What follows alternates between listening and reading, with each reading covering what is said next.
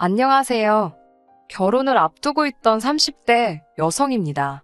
도무지 잠이 오질 않아서 결국 다시 컴퓨터 앞에 앉아 이렇게 사연을 씁니다. 저는 몇 년 전부터 유기견 봉사활동을 하고 있습니다. 제가 이 봉사활동을 하게 된 계기는 참 단순했어요. 대학교 졸업을 위해서는 봉사활동 점수를 채워야 했거든요. 동물을 좋아하니까 유기견 봉사를 해봐야겠다고 생각했고요. 그렇게 시작된 일이 어쩌다 보니 지금까지 이어지게 되었네요. 이제는 파혼했기 때문에 남자친구라는 호칭도 어색하게 느껴지지만 남자친구와 만나게 된 곳도 봉사활동 현장이었습니다. 사실 봉사활동을 오래 하다 보면 느낌이란 게 있거든요.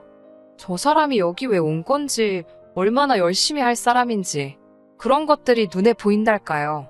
그래서인지 솔직히 남자친구에 대한 첫인상은 그렇게 좋진 않았습니다. 비슷한 나이대로 보이는 3, 4명의 남자들과 같이 왔었는데 어찌나 시끄럽고 정신사나운지, 놀러를 온 건지 도와주러 온 건지 알 수가 없었거든요. 하지만 2달, 3달이 지날수록 같이 왔던 친구들은 한 명씩 줄어드는 반면 남자친구는 꾸준히 모습을 보이더군요.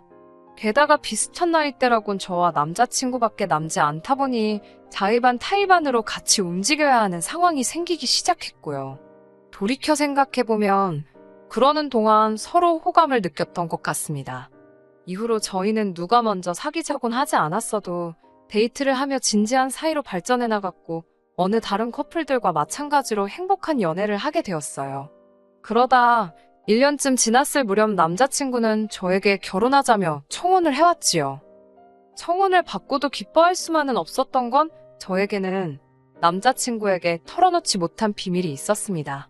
그건 바로 제가 입양아라는 사실이었지요. 제가 입양아라는 사실을 알게 된 건 제 나이 17, 한참 사춘기로 예민한 시기였어요. 저희 부모님께서는 가능하다면 죽을 때까지 저에게 말해주지 않으려고 하셨다 했습니다. 저를 보육원에서 데리고 온 그날부터 단 한순간도 제가 부모님의 딸이 아니라고 생각해 본 적이 없으셨다며 말이에요. 하지만 사람들이 입양아에 대해 얼마나 많은 편견을 갖고 있는지 잘 알고 계셨기에 가능한 비밀로 하고 싶으셨다 했습니다. 저 역시 단 한순간도 제가 입양아일 거라곤 상상해보지도 못했습니다. 부모님 2분 다 저에게 정말 큰 사랑과 관심을 주셨기에 그런 상상을 한다는 자체가 저에겐 말이 되질 않았지요.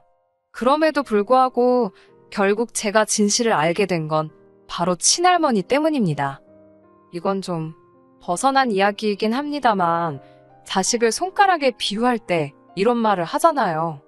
안 아픈 손가락은 없어도 덜 아픈 손가락은 있다고요. 저희 할머니에게도 일남사녀, 그러니까 저희 아버지와 4명의 고모라는 손가락이 있습니다. 그리고 저희 아버지는 그런 할머니의 손가락들 중 금태두른 손가락이었네요. 무슨 말이냐 하면 저희 아버지는 금이여우기야 애지중지 키워진 자식이었지요.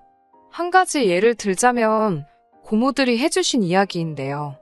어린 시절 할머니께서 밥을 지으시면 매니에 윤기가 좌르르 흐르는 부분은 주걱으로 살포시 떠서 아버지부터 주셨답니다. 고모들은 밥이 부족해서 찐감자로 식사를 대신할지언정 말이에요. 이처럼 아버지에 대한 할머니의 사랑은 동네 사람들이 다 알 만큼 유별나셨다 했습니다. 그런 아버지가 장가를 갔을 때, 그러니까 저희 어머니와 가정을 이루셨을 때 할머니께서 얼마나 손주보기를 학수고대 하셨는지는 말하지 않아도 아실 것 같습니다. 하지만 어쩐 일인지 저희 부모님이 결혼식을 올리고 7년이란 시간이 흐를 동안 아기 천사가 찾아와 주지를 않더랍니다. 지푸라기라도 잡는 심정으로 병원에 갔다가 듣게 된 건 충격적인 소식이었는데 그건 바로 아버지에게 문제가 있다는 거였지요. 어머니와 아버지는 아이를 가질 수 없었고 2분은 고민 끝에 입양을 하기로 결심하셨대요. 할머니께서 그 이야기를 듣고 몇 날 며칠 머리를 싸매고 드러누우셨답니다. 뿐만 아니라 병원은 다 돌팔이라며 이게 다 아버지가 아닌 어머니 때문이라고 그렇게 억지를 쓰셨다네요. 저희 할머니가 원래 입이 거치시고 성격도 괄괄하십니다. 쌍욕은 안 하셔도 사람 가슴에 비수가 될 만한 말들을 아무렇지 않게 내뱉으시는 분이시지요. 제가 입양아라는 사실을 알게 된 날도 그랬습니다. 그날은 할아버지 제사를 지내기 위해 할머니 댁에 들렸던 날이었어요. 어머니와 고모들을 도와 자질구레한 심부름을 하고 있었는데 어쩌다 할머니와 제가 눈이 마주쳤습니다. 그때 저는 접시 여러 개를 나르고 있었는데 금방이라도 놓칠 것만 같아 신경이 곤두서 있었어요. 그래서 할머니랑 눈이 마주쳤음에도 뭐라 한마디 말도 제대로 붙이지 못하고 그릇 옮기기에만 집중을 해야 했지요. 그런데 할머니께서 갑자기 정말 뜬금없이 저더러 싸가지가 없답니다. 당신 알기를 뭐로 알아서 눈이 마주쳤는데도 고개를 피하냐고요. 그러더니 그때부터 저에게 악담을 퍼붓기 시작하셨습니다. 저더러 어디서 근본도 모르는 게 들어와서는 당신을 아주 깔본다면서 어이가 없답니다. 근본도 모른다니 그게 무슨 말씀이시냐고 저도 모르게 따지고 들었습니다. 그때 어머니와 아버지께서 그래도 어른이랑 맘먹으려고 들면 어쩌냐며 저를 방으로 밀어넣으셨어요. 왠지 뭔가 계속 찝찝하여 결국 집으로 돌아와 어머니를 붙들고 다시 한번 물었습니다. 장난 반, 진심 반으로 내가 어머니의 친딸이 맞냐고요. 그러자 어머니께서는 그게 무슨 말 같지도 않은 소리냐고 하시면서도 왜인지 크게 감정적으로 동요하시는 모습이었습니다. 결국 어머니 아버지와 4시간 가까이 이야기를 나눴던 것 같아요. 혹시나 제가 상처라도 받을까 걱정이 되셨는지 저를 품에 꼭 안고 그동안의 사정을 말씀해 주셨어요. 하지만 솔직히 이미 제가 받은 충격이 너무 컸던지라 아무것도 귀에 들어오지 않더군요. 이후로 한동안 힘든 시간을 보냈습니다. 하지만 부모님의 끝없는 이해와 도움으로 지금은 제가 입양아라는 사실을 잊고 그저 부모님의 하나뿐인 딸로서 살아가고 있어요. 할머니는 이미 다 알게 된 마당에 피도 한 방울 안 섞인 제가 손녀는 무슨 손녀냐며 저 보기를 거부하고 계시지만요. 상황이 이렇다 보니 주변 사람들에게 제가 입양아란 사실을 말하기가 쉽지 않았습니다. 주변 사람들은 저를 그저 성공한 사업가의 하나뿐인 외동딸로 알고 있었거든요. 저에게 잘해주는 다정한 사람들이 제가 입양아라는 걸 알면 할머니처럼 절 미워하고 인정해주지 않을까봐 무서웠어요. 게다가 핑계 같지만 솔직히 누구 하나 저에게 입양하냐, 친딸이냐 그런 걸 물어보지도 않는데 굳이 자진납세를 할 필요를 느끼지도 못했지요. 하지만 결혼 이야기가 나오기 시작하니까 과연 남자친구가 묻지 않는다고 해서 말하지 않는 게 옳은 건지 모르겠더라고요. 행여 결혼식을 올린 후 남자친구가 제가 입양아란 사실을 알게 되면 어떤 반응을 보일지도 걱정스러웠고요. 남자친구를 볼 때마다 거짓말을 하고 있는 것 같아서 마음이 불편했습니다. 결국 부모님께 어떻게 하면 좋을지 여쭈니 마음 가는 대로 하라고 하시더군요. 다만 남자친구가 있는 그대로의 저를 받아들이지 못한다 싶으면 그 결혼은 할 필요가 없는 거라고 조언해 주셨습니다. 며칠 뒤 남자친구가 저에게 자기 부모님을 소개하고 싶다고 하더군요. 그 말을 듣는 순간 이제는 정말 막다른 골목에 다다른 기분이었네요. 결국 그날 밤 남자친구와 술 한잔하면서 제가 입양아라는 사실을 털어놓았지요. 남자친구의 반응은 좀 놀란 눈치기는 했지만 제가 예상했던 것과는 많이 달랐습니다. 그게 무슨 상관이냐는 식이었지요. 남자친구의 덤덤한 반응에 오히려 제가 떨떠름할 지경이었어요. 그래도 큰 산을 넘어선 기분이라 한결 마음이 편하더군요. 하지만 막상 남자친구의 집에 도착하니 생각지도 못했던 일이 저를 기다리고 있었습니다. 바로 어머님 아버님께서 저를 대하시는 태도였어요. 예비 시댁에 인사드리러 갈 때는 다들 선물 하나는 사간다고 하길래 저도 크게 의미를 두진 않고 예의상 한우 세트를 사갔습니다. 그러자 어머님께서는 뭘 이런 걸 다 사왔냐 하시더니 정말로 뜬금없이 그럼 저는 낳아주신 부모님과 길러주신 부모님 중 어느 쪽이랑 입맛이 비슷하냐고 물어보시더라고요. 예상치 못한 질문에 당황스러웠지만 길러주신 부모님과 비슷하지 않을까요? 라고 대답했습니다. 그리고 솔직히 낳아주신 부모님 입맛을 제가 어떻게 알겠어요? 황당해하는 저를 뒤로 하시고는 어머님은 입맛이란 게 타고나는 게 아닌가 보다며 신기하다고 중얼거리셨습니다. 너무 어이가 없었지만 어머님께서 나쁜 뜻 없이 정말 궁금해서 물어보셨을 거라고 스스로를 이해시키려고 했네요. 남자친구 어머님께서 식사 준비를 하시길래 저도 부엌으로 따라 들어갔습니다. 수저 놓고 젓가락 놓고 하는 일들을 도와드렸어요.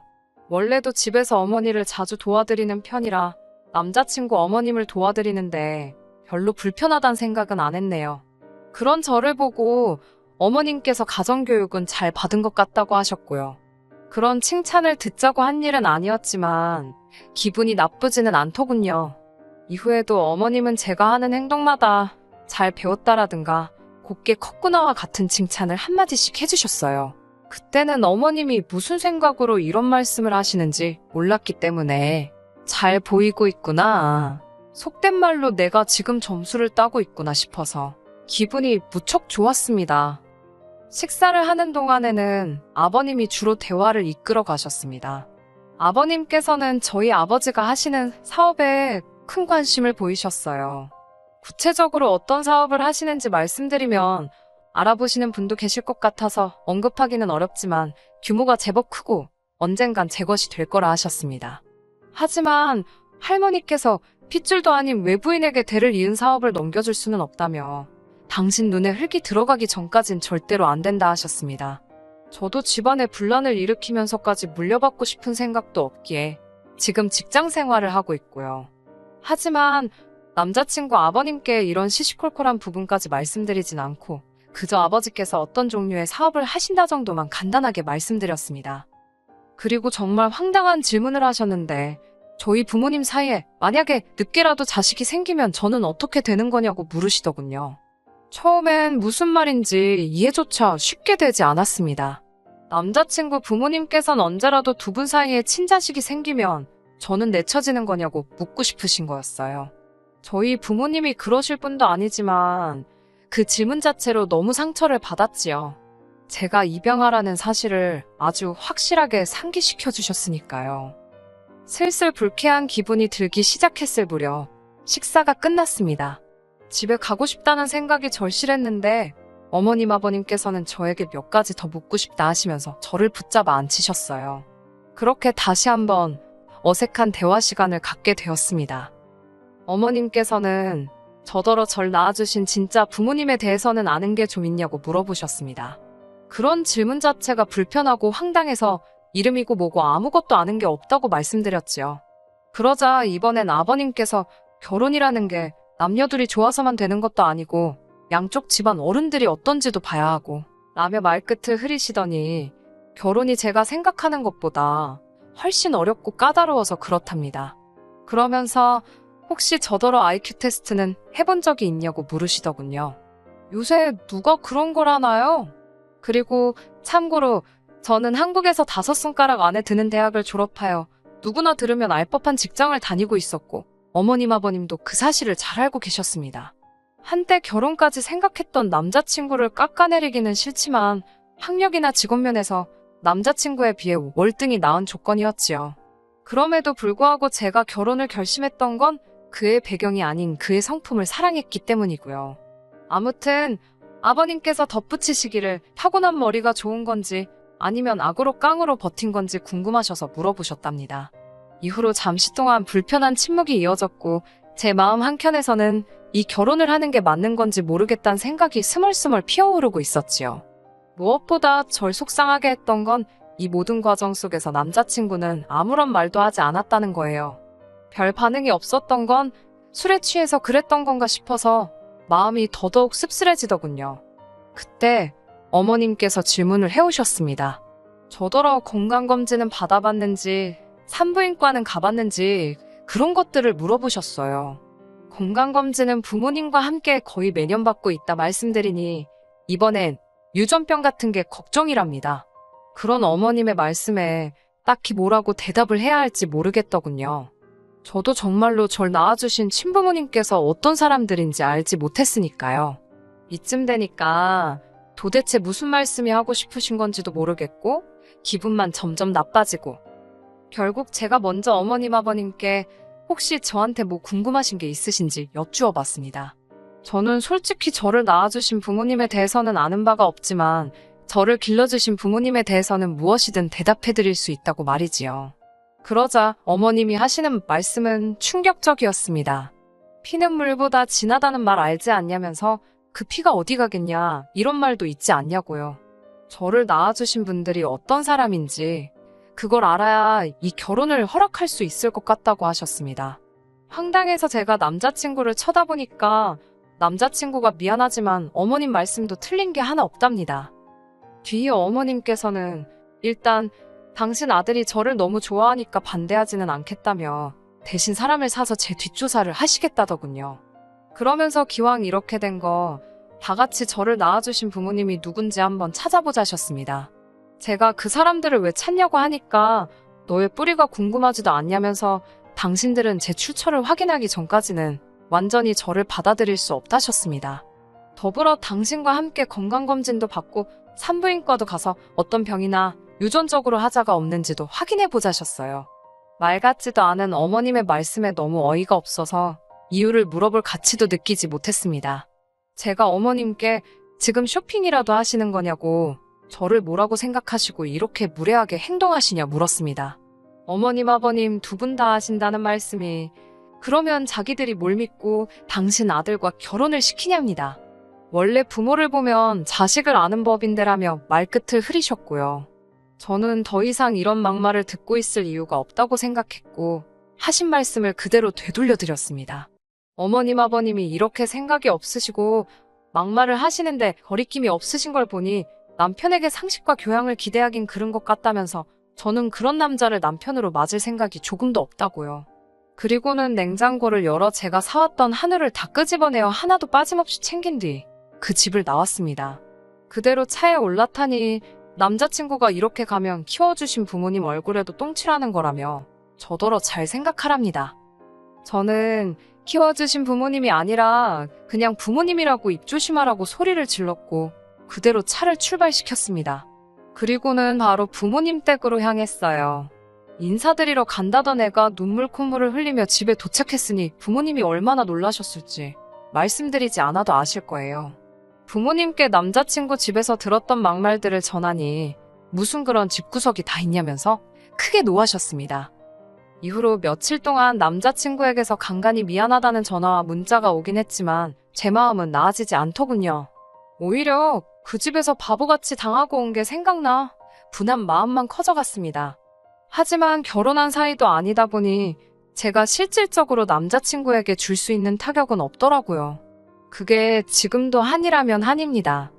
어머니께서는 보란듯이 잘 살면 그것이 최고의 복수라며 저를 안아주셨습니다. 그리고 저에게 낳아주신 부모님이 궁금한지 물어보셨어요. 저는 궁금하지 않다고 말했습니다. 저에게는 어머니 아버지가 계시고 두 분이면 충분하다고요. 남자친구는 뭔가 깨달은 바가 있는지 아니면 자기 인생에 저 같은 여자는 다시 못 만날 걸 깨닫기라도 했는지 미안하다며 몇 번 집 앞에 찾아오기도 했습니다만 저희 아버지께 걸려서 온갖 욕이란 욕은 다 처먹었습니다. 한 번은 아버지께서 갯값은 물어주면 그만이라며 골프채를 휘두르시는 걸 간신히 말리기도 했네요. 지금 저는 부모님 댁에서 몸과 마음을 추스리며 지내고 있습니다. 입양아란 사실이 제가 아닌 척 한다고 사라지진 않겠지요. 하지만 더 이상 그 사실 때문에 주눅들어 살지 않으려고요. 그저 어머니 아버지의 하나뿐인 딸로 행복과 사랑을 누리며 살 거예요. 저와 부모님을 위해서라도 말이지요. 끝까지 들어주셔서 감사합니다. 오늘의 사연은 여기까지입니다. 구독과 좋아요, 알람 설정 부탁드리고 더 좋은 사연으로 다시 찾아뵙겠습니다. 감사합니다.